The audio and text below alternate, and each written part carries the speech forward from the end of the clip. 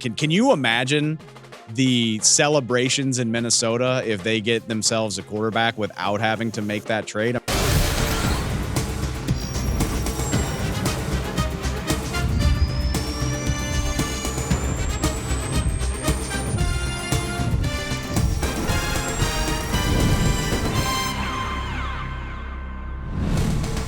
Welcome into the NFL on Fox podcast. I'm Dave Helman, and congratulations, y'all. We have made it to draft week. We are officially just a few days away from the 2024 NFL draft. All those weeks, months, draft cycle officially starts well before the NFL playoffs end. So all the way back to January to now, we have reached the top of the mountain in just a few short days.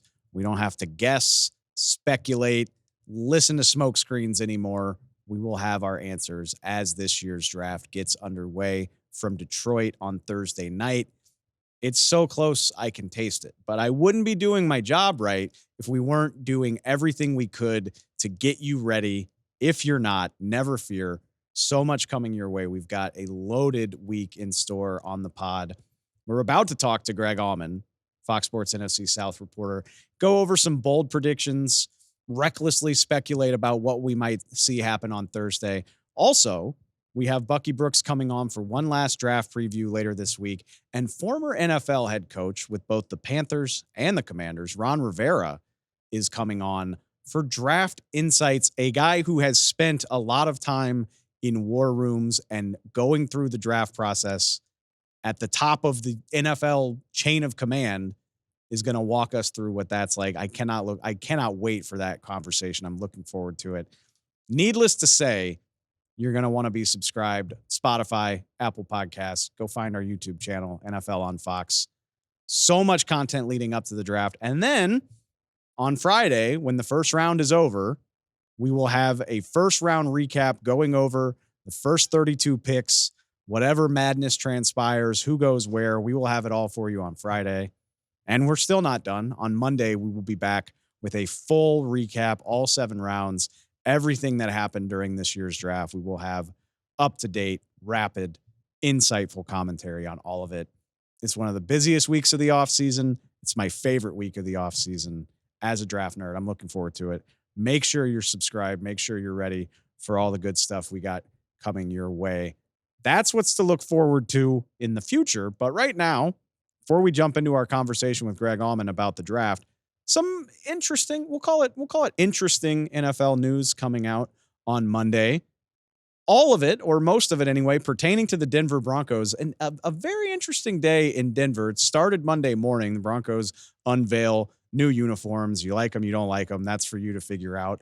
Normally, you would say that's going to be the only big news item for a team in the offseason, is debuting the new threads. Then the Broncos follow that up with, we're not going to call it a blockbuster trade, but an eyebrow-raising trade, because they go to the New York Jets and basically do a pick swap, a 6th for a 7th. So the Broncos fall back 50 spots in the draft. The Jets move up into the 6th from the 7th round. And the centerpiece of the trade, Zach Wilson, former number 2 overall pick, Jets quarterback, off to the Denver Broncos. Like I said, eyebrow raising because of what it could mean. The Broncos, a team that has been repeatedly linked to this year's quarterback class. They picked 12th overall. Is that high enough to draft one of the big quarterbacks this year? Will they entertain a trade up even though they don't have a 2nd round pick? How desperate is Sean Payton to add his new quarterback of the future? And then they go out and do this. They add Zach Wilson to a room that already has Jarrett Stidham and Ben DiNucci. My initial reaction was, okay, Broncos, I see what you're doing here. Taking a step back, figuring out this year's team independent of quarterback. You've got 3 guys who have at least played in the NFL. Zach Wilson, his tenure in New York, I think it speaks for itself. You have to call it a failure considering where he was drafted. This is still a guy that's played a lot of football, going to play under a quarterback guru in Sean Payton, who assuredly thinks he can fix every quarterback there is. I'm thinking, yeah, so the Broncos are going to step back with serviceable quarterback play, let's call it that, in 2024, and put an eye on finding their real quarterback of the future in 2025. But what makes it interesting is then Diana Rossini of The Athletic, friend of the show, wonderful reporter, says this in the hour following the trade. What does this mean for the Denver Broncos in the upcoming draft? Expect them to continue working behind the scenes to see if they have enough to move up in the draft for a quarterback. Otherwise, all options are on the table. The Broncos still exploring everything, including getting a quarterback at 12 overall. I'm not sure I understand the logic here. I guess maybe if you view yourselves as able to fix Zach Wilson, he's your fallback option if you can't get your quarterback in this draft. But it does seem weird to me to make this trade right now, basically on the eve of the draft, using resources that could be used in this year's draft. And I know that the 6th round pick that you gave up to help you get Zach Wilson isn't going to help you land a top tier quarterback in the first round. Still seems strange to add another body to a quarterback room if you're going to move heaven and earth to go get a guy. I lean toward thinking that's not going to be a possibility. Not when you don't have a 2nd round pick in this year's draft, not when you're talking about giving up multiple ones to get up into that range. I see this as a signal that the Broncos are going to sit tight with the quarterbacks that they have, unexciting as that is, and work on the rest of the roster. They pick 12th overall. They'll have a 3rd round pick. That's the thing. This is a team that needs talent, that needs players. I don't think at the end of the day they're going to be willing to get rid of the capital it would take to go draft a J.J. McCarthy or a Drake May or a Jaden Daniels, etc. And I don't think the Broncos are going to be willing to draft a Michael Penix Jr. at 12 overall either. I see this as a signal that they're thinking about the long term. I can't wait to see how well that ages. But again, an interesting trade just because of the position, the name of the player involved, and what might happen with the Broncos on Thursday night. Just a little more fuel to all of the speculation heading into the first round of the draft. What that might mean for the Broncos, only they truly know.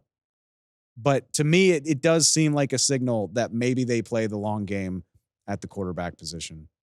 Sean Payton is still their head coach, though, so really it's anyone's guess. We'll keep an eye on that. We'll have you up to date with all of the news coming out of there's pre-draft press conferences all week, so there's bound to be plenty of interesting tidbits along the way. Till then, though, had a long, fun conversation with Greg Auman about what we might see happen in the first round on Thursday night. Check it out. All right, as promised, joined now by my good buddy, Greg Auman, Fox Sports NFC South writer. Greg, let's just take the pre-show conversation to the air. We're gonna do our best to find some remaining angles at the top of this draft, but after what feels like a 6-month cycle, it's starting to feel like we've covered just about all the ground that we can, and let's get to this damn draft and make these picks. Absolutely. The sooner the clock is ticking, the better. So that's not going to stop us, though. Like this, look, it's the 24-hour, 365 churn of the NFL content machine. So Greg is joining us today to go over some bold predictions, maybe some outside the box ideas. This stuff, it never follows the script we expect it to, but that's not going to stop us from trying to sort of get ahead of what we might see. So we're calling this 2024 bold predictions, just a last few thoughts on what we might see on Thursday night. Some, big moves, surprising decisions, names maybe we weren't expecting to hear.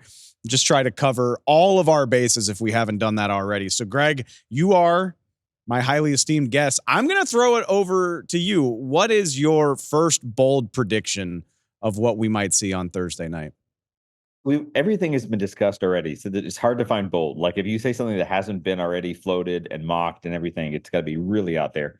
I think Minnesota is going to be an aggressor at the top of the draft. I think for them to have already gotten to 11 and 23, to have what looks like a playoff team that just needs a quarterback, I think they're going to move up. Whether it's 4, whether it's 3, I think they'll be I mean, 1 and 2, I think are going to stay put, but I think they'll be active. If it's not 3, it's 4, getting up to the top and getting themselves I guess by this year's standards, a top tier quarterback for that team.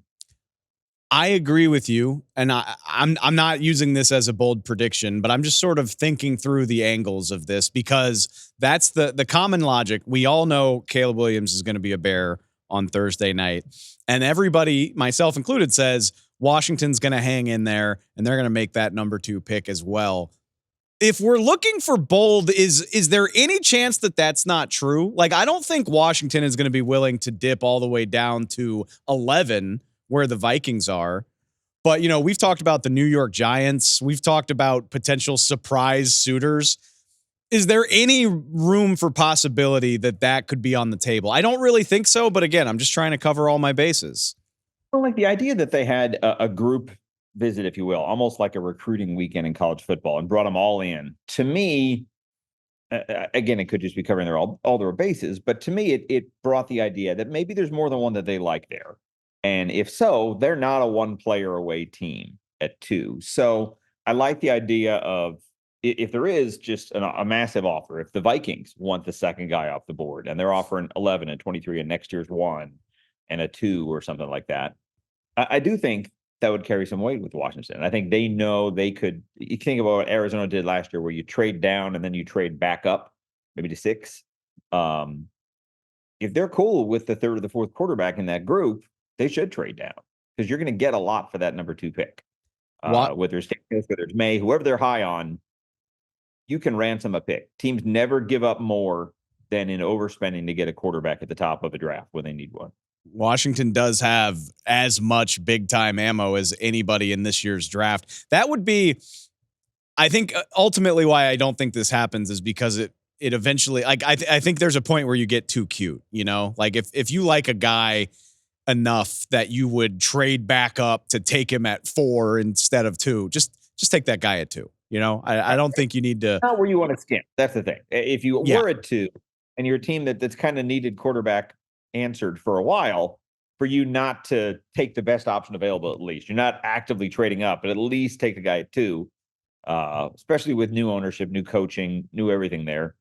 You do run the risk if you trade down of the guy you trade down from being the guy you should have taken in the first place that ends up being the star in this group. Let's stick with the obvious storyline. And I mean, when there's this many draftable quarterbacks at the top of the draft, you're going to wind up talking a lot of quarterback. But with all the time we've spent on it and all of the copy and podcasts and TV that's been made about quarterbacks going 1, 2, 3, 4, or all of the big 4 quarterbacks going in the top 5 of the draft, I'm just going to trust that it usually doesn't work out that way. I'm going to trust that NFL teams evaluate these things so much more differently than we give them credit for. Like we do all these months of groupthink. And for the most part, we get the gist of it right, but you can never completely predict. And all it takes is one team having a different opinion to throw the rest of it into chaos. So my bold prediction is somebody's falling. And I don't mean like this crazy drop all the way down to the end of the first round or anything like that. But somebody's going to fall past 5, maybe even into like the 8 to 10 range, just because the way these teams grade players is so vastly different than what we give it credit for. So I'm banking that when it's all said and done Thursday, let's say it's Jaden Daniels. Let's say if the Commanders opt for Drake May at number 2 overall, now you're talking about trade offers for JJ McCarthy. You're talking about varying levels of need, how teams evaluate different guys. And I'm not going to be surprised if a Jaden Daniels or a JJ McCarthy is there at like pick 6 or pick 8. It usually works that way. I can think back to 2021. There was so much smoke about Mac Jones being a top 3 pick, and he fell to 15 before the New England Patriots eventually snatched him up. I could see something similar like that happening this year. Right. And there's definitely those models where I think we fall into the trick of saying, oh, quarterbacks are the shiny objects of every draft class. So teams are going to go crazy. Teams are going to trade up. Everyone will do as much as possible to get, and we've kind of decided the number's 4 quarterbacks, and then it drops off after there. But maybe McCarthy isn't that popular. And so I always like when you see just some kind of outlier in a mock draft where it's like, wow, okay, the Vikings actually got McCarthy at 11. Like, they didn't have to trade up.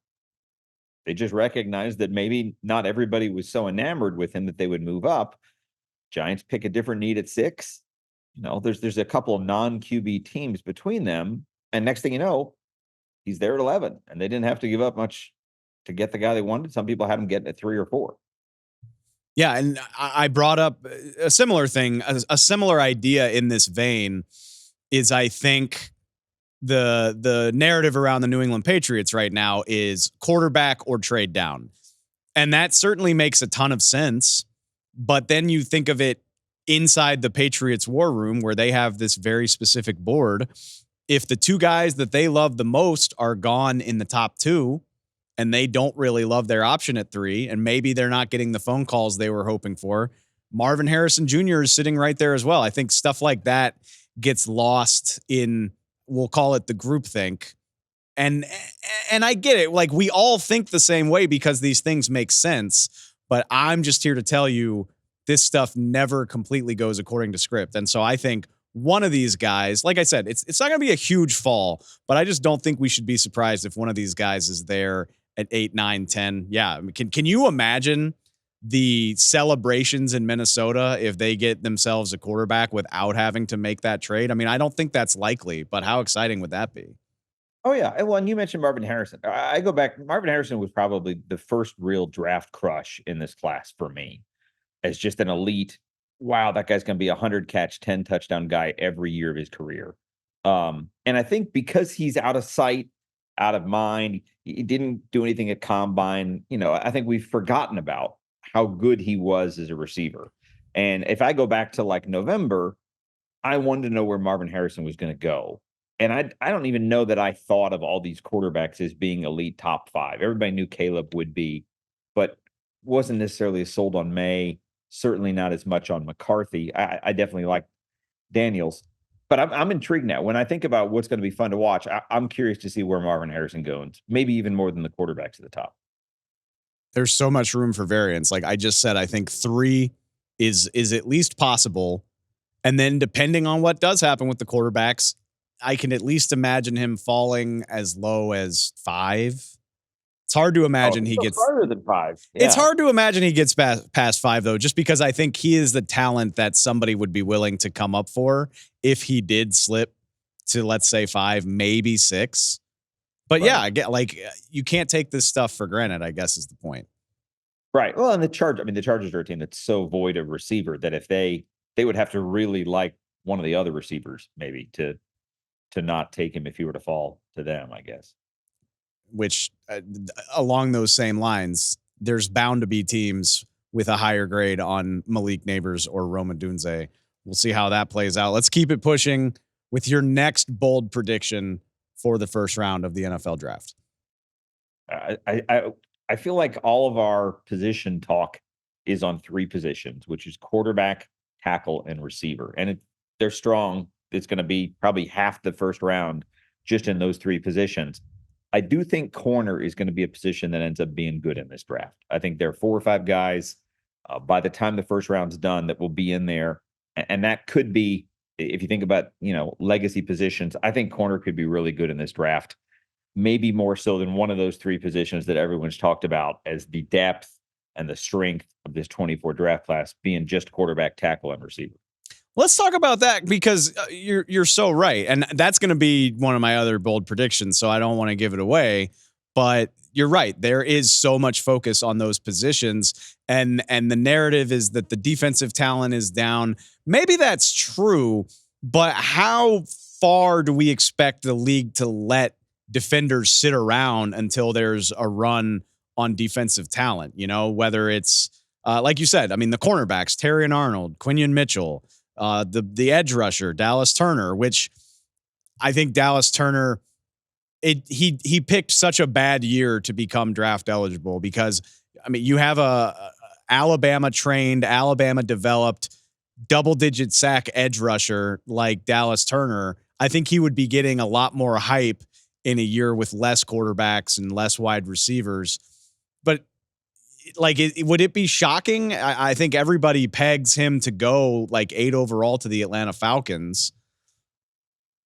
would it be shocking, I guess, for this run on defensive talent to start earlier than we expect, or potentially even later than we expect? I guess maybe it could swing the other way as well. Yeah, it seems so strange to think that Atlanta could have their pick of any defensive player in the draft at 8. Yeah. Just in any draft, that's just a weird lopsided tilt. And then, if anything, the talk with Atlanta is if they like Turner, they might be able to drop down to 11. They might be able to drop down to 10. I mean, it's one of those where, if anything, given this amazing opportunity to have your pick of not only any edge in the draft, but any defender in the draft, they're like, oh, you can probably still trade down 2-3 spots. And other receivers. Consider this as well. If what is the drop off point? Like, we sit here and we say, okay, there's 4 quarterbacks you feel good about, and then there's a little bit of a gap, etc. Say the same thing about defenders, where we're sitting here saying the best 1 or 2 defenders in this draft class could go as late as 10, 11, 12, 13, whatever. I wonder if teams at the back end of that draft consider that and say, wait, we can get the best cornerback in this draft at 14 overall. Like, that's absolutely worth a future pick or whatever. If you are a Philadelphia or a team like that doesn't have many glaring needs, and maybe you think Terry and Arnold could do that much for you. I wonder if teams can take that into account when they're sitting there in the back half of the first round. Yeah, and I do think this is a draft where the overall depth, like 257 depth, isn't strong. So I think teams are going to be more likely to want to move whatever assets they have. They got 11 draft picks. I think they'd rather have about 7 guys they know will make the team. So I think you'll see aggressive trading up, not just for, I mean, we see it for quarterbacks all the time, but I do think we'll see teams trading up for secondary positions, for non-elite top of the draft positions, because you can get the best at your position. I mean, we're used to no running backs in the first round, no inside linebackers in the first round, no centers in the first round, but now no safeties in the first round. All 4 of those positions will probably be there at 33. And there have to be teams that have a first round grade on somebody from those 4 spots, and would want to trade up. I'll be surprised if it shakes out as position heavy as all these mocks have been to this point. This plays perfectly into my next bold prediction. And I'll be honest with you, Greg, I'm just trying to will this into existence because it's fun. I mean, the draft is an entertainment product unto itself. I know the teams don't care about that, but I'm trying to have fun. And so I'm predicting, I think it's going to get wild on Thursday night in terms of teams being able or being willing to move up and down the draft board. I went back and looked this up. There were 6 draft day trades on Thursday last year. And that was a year where the quarterback talent isn't as sexy as it is this year. This is a year with remarkably high number of quarterbacks, which is always something that drives these sorts of moves, as well as you can go back and look at the history. Teams are willing to do stuff like this for receivers and offensive linemen as well.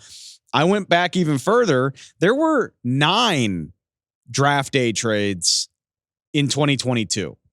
So the last couple years, teams have shown a real willingness to get a little wild with it. And I think given the talent here at the top of this draft, I think why not? So is 10 possible? I don't know about 10, but 6, 7, 8 at least. And then you think about Brandon Ayuk. Does he finally get moved? If he is going to get moved, I could see that happening.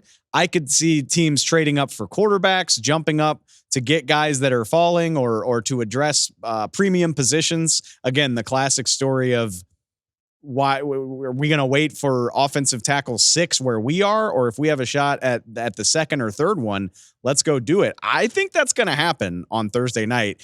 And like I said, as somebody that just wants to have fun, I'm going to be disappointed if teams are a little more willing to stick and pick. No, I'm rooting for chaos, man. I want activity. I want up and down. Somebody had a mock that had 10 trades, and it just felt like circus. It felt like too much, just crazy. I'll say I'd be happy if it's 7. If it's 8, it'd be wild. There've already been a couple trades within the first round, so we can't count those. But 10 would be 10 is like you split the league into fire sale and super aggressive, and it's just nonstop back and forth until we get to 32. So no, if it's even 7, I was sitting there like 6 is a boring answer. I can't ask for 6 draft trades. No, 6 is not enough. 6 is not enough to call it bold. Right. So I'm saying, let's aim optimistically for 10, and if we fall at like 8 or 9, that would be great too. Sure. Yeah. Even 7, I'd feel like we got our money's worth.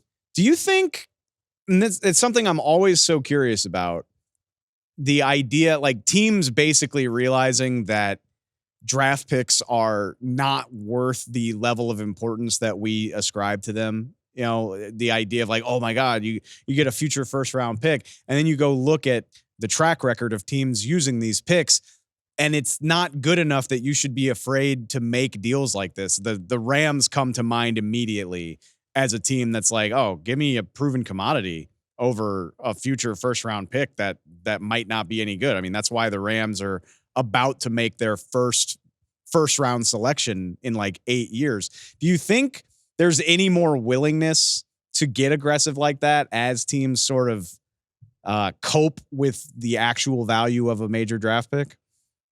It's impressive just because we put so much weight on this event and the enormity and the magnitude of the draft and how important these picks are. And there's definitely teams that, take the complete opposite attitude of like, no, we like known commodities. We don't put a lot of value on the high picks in the draft. And I mean, there's so many. If you go back, all it takes is going back like 3 years, and there are first round picks you've forgotten exist. Like you're like, is he in the league? Is he even still on a roster? Guilty. Who? Right. It happens to me too. Like I will have forgotten the name. If you say the name, I can't tell you the position. Like normally, like, oh yeah, corner out of Nebraska. I remember him. No recollection. You mocked them to 6 different teams 3 years ago, but they've completely fallen off your radar. And I understand when you have that, when the single most important asset that a team has can be a 0 return, you have nothing to show for them a couple of years later. You get why some of these teams just, no, you can have my pick. Give me something I know. Give me a known commodity. Do you have I guess we'll call it a surprise, because that's the thing that always interests me. Again, we've got about 36 names circled in red ink, and the order of it and the timing of it varies so much more than we give it credit for. So like, for instance, it can be a surefire first round pick or a surprise name, but a guy who you see going a lot earlier than the average person does. Yeah. I mean, I'll go back to corner and the depth at corner. I think most drafts right now will give you like 4 corners. I could easily see 5 in the first round. And that includes Kool-Aid McKinstry. If you didn't have him in your first round, should be a first round pick. Wiggins from Clemson should be a first round pick. The one I'm intrigued by, and I'll mention the name just because I think he's a great prospect at a undervalued position, is Mike Sanderstill from Michigan, who's just a stud nickel. Okay. And nickels don't carry a lot of weight. If safeties aren't worth the first round grade, nickels are probably lower than safeties. But I think he's great for the position. He'll probably wind up being a really good player for somebody around 40. But if you had a team where the nickel was a weapon and was really a need, I think he could be a late first round 31 pick or something like that. You understood the assignment, man, because I love that. And I love Mike Sanderstill. I think he's a baller, but he's a nickel who measures up at like 5'9.5", 5'10". Only a nickel. It literally, like, you would be drafting a nickelback in the first round, which, I mean, I don't think that's crazy. Nickelbacks are so important in the modern NFL. 11 personnel is base offense. You need a nickelback. It would be such a fascinating signal by the NFL to draft a pure nickel in the first round. Honestly, I hope it happens just because I love the guy's game. And I think it would say something very definitive about how the league views defensive backs at this point. Right. And I felt the same way a year ago about Brian Branch, and he fell all the way to 45. Shouldn't have. And it had positional working against him. Probably played, if you redraft now, he'll go higher than that. But same thing, where I just think sometimes we get hung up in positional values, and you might be the best at the position, but it's not a top 30 pick. and I think he might be worth that. I'm going to take this opportunity. I've been saying this all spring, and I'm going to put it on the record because I feel convicted about it. You mentioned it. You just brought it up. The idea that, there's no running backs, there's no safeties, there's no linebackers that are worthy of a first-round pick. I'm going to call my shot right now that Texas A&M linebacker Edgerrin Cooper winds up a first-round pick, probably toward the back end. But you talk about a crazy athletic guy who can move sideline to sideline, hits everything, and can also contribute to your pass rush. You know, he regularly blitzes, regularly got sacks for Texas A&M. One of my favorite players in this draft, and I see people slotting him as like a 40s or 50s type of draft pick. And I'm just not going to be surprised if somebody in the 20s or one of the few teams in the 30s takes a chance on him on Thursday night. I think the guy can play. And to the point we were trying to make, not all of these teams are going to agree with people about what the value is at certain positions. And I think that is a very glaring example. Right. Absolutely. I mean, their drafts, again, didn't necessarily go well, but you think about Devin White, Devin Bush being, lottery picks, top 10, top 12 picks. Devin White went 5th overall. So for us to be making a bold prediction of the number one most athletic, most upside linebacker in the draft going 31, it shouldn't be, oh, you're crazy, Dave, whatever you're smoking, man, give me some of that. It shouldn't be that crazy. But I think the positional assignments we've given and the values we think of have made that seem way outside the box all of a sudden. I cannot wait to see it all get turned on its head. We'll see how these predictions age. But I've got a few more that I want from you. You are our NFC South writer. And unfortunately, I don't think the NFC South has not been a division that's in the thick of the draft conversations for various reasons. I mean, the Panthers don't even have a first round pick. The Saints and the Falcons are kind of in the middle ground. I'm curious though. Let's just walk through this. Can you give me a prediction or an idea of where everybody stands in the NFC South heading into this draft? We'll start with Atlanta because they do have a top 10 pick. Is it as easy as giving them a defender, or how do you see this going? I really think so. These first two, you want to think outside the box, but sometimes. Right. Oh, no. And you'll see, again, if Roma Dunze is there at 8, it's really tempting. But they've put so many high top 10 picks into skill position offensive players, you really shouldn't do that again when you have a glaring, neglected need at pass rusher. And you can have your pick of the litter. You can get, I would think it's Dallas Turner. So, no, it would surprise me, if they still had an offensive-minded head coach in Atlanta, maybe it would surprise me less. But I think to have Raheem Morris there, knowing they want to make that defense better, they've got to get more sacks. They've got to get more consistent pressure. And they're hurting there. They really haven't done that much to address the position the way they should. So I think that only makes sense if you've said, we're going to put the number one pick we have into that position, into an edge rusher. And I think it's Dallas Turner. Yeah. I agree with you completely. But just in the interest of conversation, any credence to the idea that maybe cornerback is what winds up with a higher grade where they pick? Maybe they feel better about that. And really, as long as the Falcons are throwing a pick at the defensive side of the ball, I don't really think it matters. I've seen a lot of smoke in the last day or two about Byron Murphy, the Texas defensive tackle, potentially going to Atlanta. I don't really think it matters. As long as it's a defender, I think it makes sense. Yeah, a corner would make sense to me. I could easily see them putting their second round pick in the corner, and that there's a whole opposite Terrell there that makes sense. If you liked a corner, again, corner is usually a power position in the NFL draft. It's something that if the first one's there at 8, you're thrilled. So no, it wouldn't surprise me. I just think they have better placeholder personnel in place at corner than they do at edge right now. They don't have Bud Dupree back right now. So I think you do that with the idea that you're going to address it in a big way in the draft. So yes, corner would make sense. D tackle. I think we're all expecting Grady Jarrett to be back and back as like 2021 Grady Jarrett. But if he isn't, they could use somebody on the interior. They should use a pick at D tackle at a big D end Again, Calais Campbell isn't back. Same kind of thing there. So their defense and the front of it, can use help one way or the other. The Saints are another team that is just equally predictable. Find me a mock that doesn't have New Orleans drafting an offensive tackle. So I'm here to ask you if it's that easy. Like, looking at it on paper, I don't know how the Saints avoid it, but the Saints kind of do what they want. I think it is. They've kind of traded up when they didn't need to in the past, so they could do that. But I really think it has to be tackle. I think aside from the top two spots where everybody has them taking quarterback, that's probably the most unanimous positional lock is Saints need a tackle, because Penning has not been good. Ramchik's been injured and is a question mark. So you need two tackles probably, unless things go really well. So I think it makes a lot of sense. I don't know which guy they have a preference of. It reminds me a little bit of when the Bucs were at 14 in 2020, and they get the fourth tackle in that draft class, and it's Tristan Wirfs, and it works out amazingly well for them. I don't know who their preference is. Fashanu seems to be the one that everybody's lining up and having them taken right now at 14 as maybe the third tackle off the board.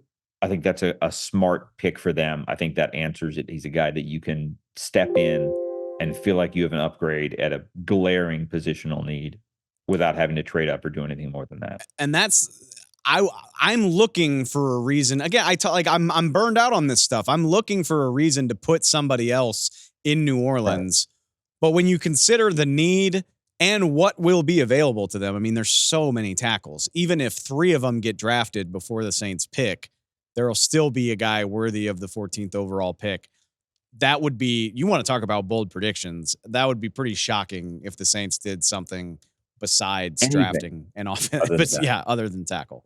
Let's take and receiver. Like, people get excited about receiver in that there's guys they could throw in there as a strong, maybe not even a 2 to Olave, maybe as a new number 1.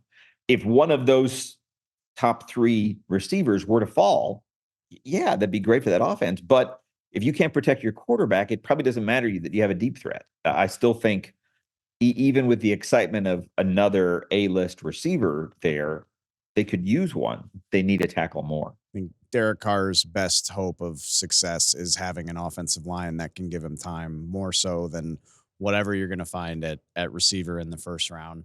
Let's take it to the back half. The Buccaneers, I don't know how many people would have predicted them to pick 26th.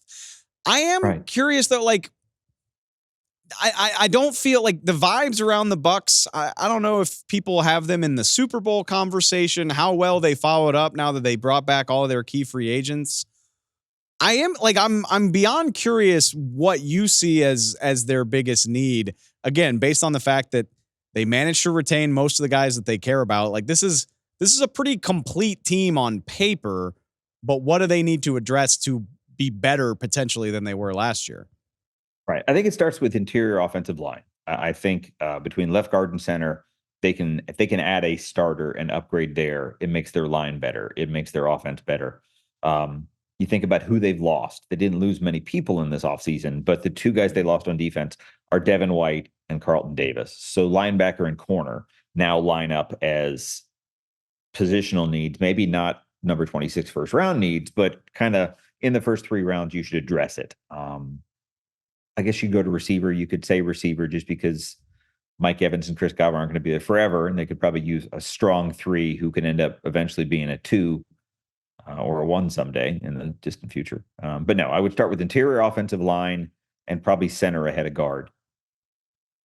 Anything on defense? Maybe the pass rush. They traded. They traded Carlton Davis in free agency. Yeah, they let Shaq Barrett go. That's another one that they Shaq lost. Barrett as well, yeah. Barrett, I mean, again, they've put some, I think they like what they have. I think they like their depth at outside linebacker. They could use another top outside linebacker. Their last 3 draft picks are all defensive front. Last 3 top draft picks, I should say, are all defensive front 7 guys. So it's kind of like the Falcons in offense. They've hit that 3 years in a row. You could do that a 4th time, especially if you feel like maybe you didn't hit in all the first 3, but I think it's a more important positional thing for them to upgrade at center and get a tone setter and a physical presence at center than it is to upgrade where they have some things they already like and are already working on defense. The irony that they were a game away from picking in a spot where they would be much more likely to get the guy that they want. And I'm not, look, Bucs fans, you take the division title and the playoff win anytime you can get it. But I do think finding that offensive lineman might be a little more challenging at 26 than it would have been where the Saints are picking, for instance, down at 14. Yeah. Bucs and Saints have the same record, finished with the same exactly. record, Yeah. 12 spots apart. So it's one of those where, yeah, you're right. You always want to take the trip to the playoffs to reset the expectation of being a playoff team. There's not enough pennants hanging in the Bucs practice facility where they can start saying they don't need them because they want a higher draft pick. But I think there's definitely Bucs fans that are more long-term thinkers that would rather have the higher pick and the asset that maybe helps you be more than a division champ at some point down the road. That just goes to show how big of a deal the draft has become over the last 20, 30 years, that people are thinking about that. And I understand it. All right. As far as we know, nothing for the Panthers to do on Thursday. Although I just want to point out they have pick 33 and pick 39. Like, that's plenty of ammo to jump into the first round if they want to do it.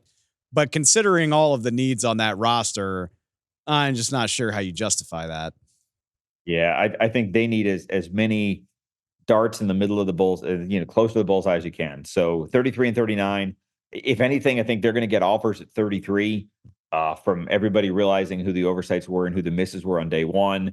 And we'll have tempting offers to get another second day pick to drop 33 to 36 or something like that. I think they stay put. 33, 39.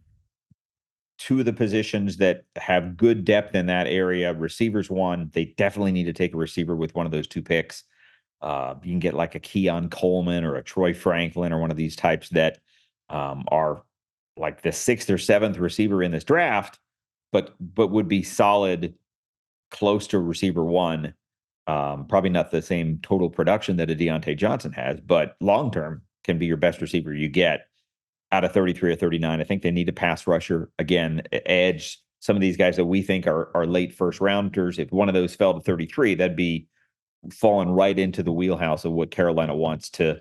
I think they've made moves in DJ Wanham, in Jadeveon Clowney, in addressing the loss of Brian Burns, but you want to have that next cycle, that homegrown high draft pick that turns into a guy you can get 10 sacks from and build around down the road.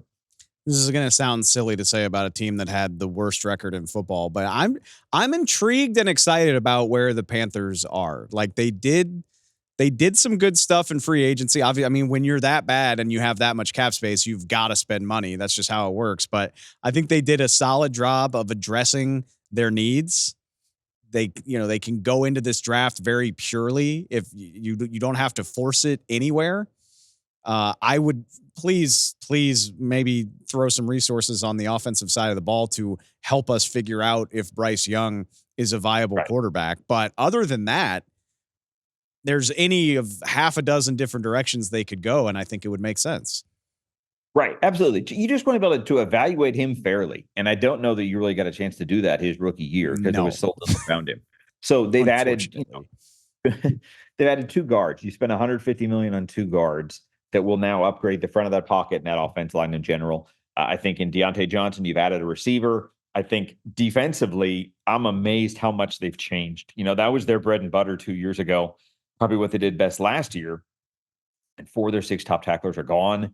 I think they made a specific point not to overpay to keep too many guys that were part of a 2-15 team. So there's a lot of shuffling. There'll probably be 6, if not 7 new starters on their defense, but maybe that's what you need when you were 2-15 and 29th in points allowed.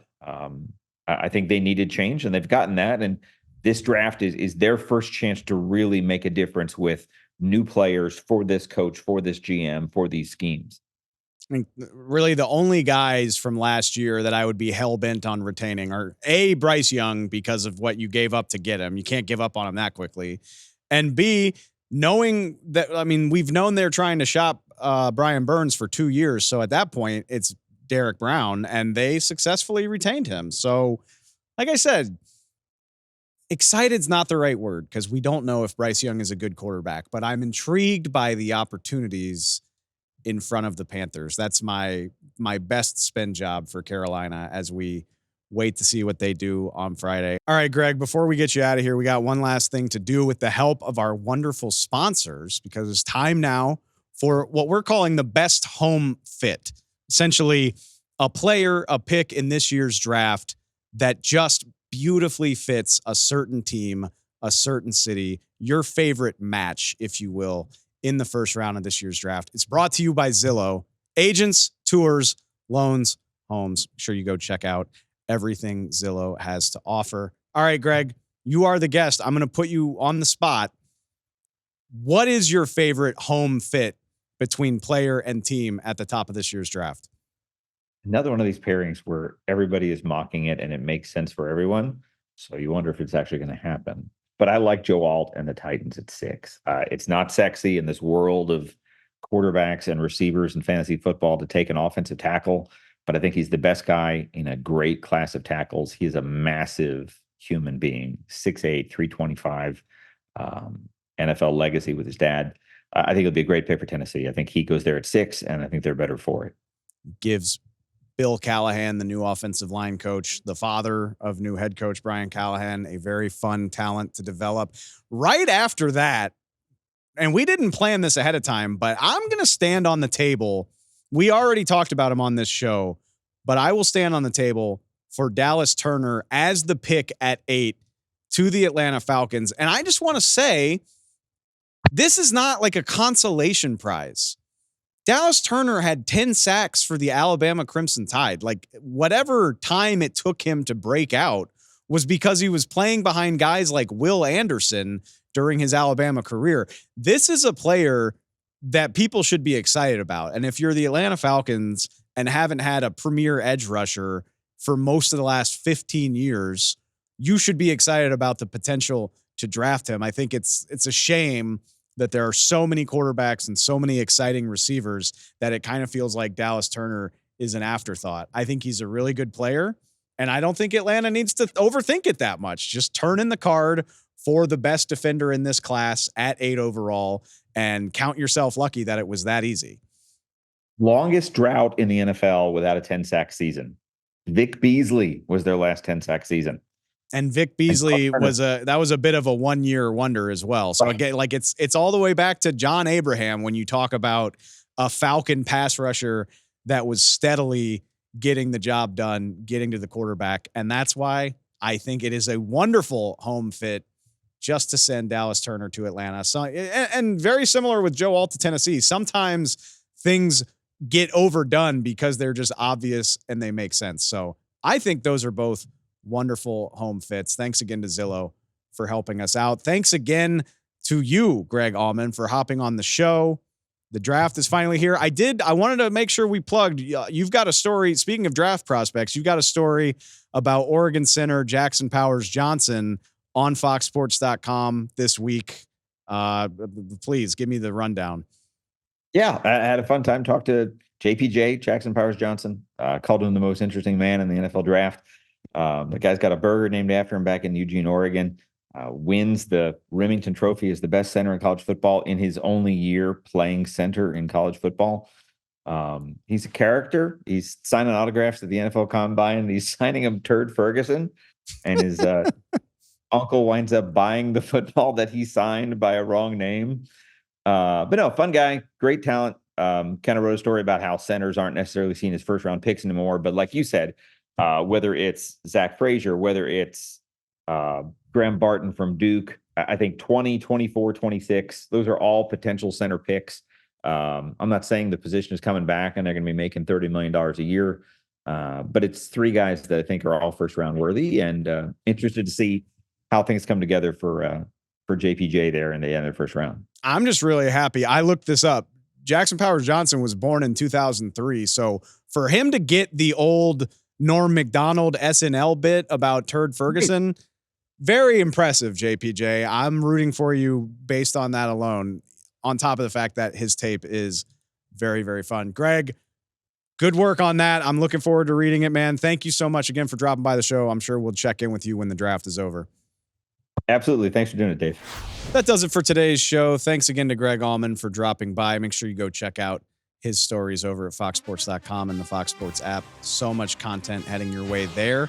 And like we said on the pod, we will be back in your ear so soon. We got Bucky Brooks this week. We've got former NFL head coach Ron Rivera coming on. So much stuff to look forward to. If you're not, make sure you're subscribed to Spotify, Apple Podcasts. Go find us on YouTube, NFL on Fox. We will have so much more headed your way. That's it for now. I appreciate it, and I'll talk to you all real soon.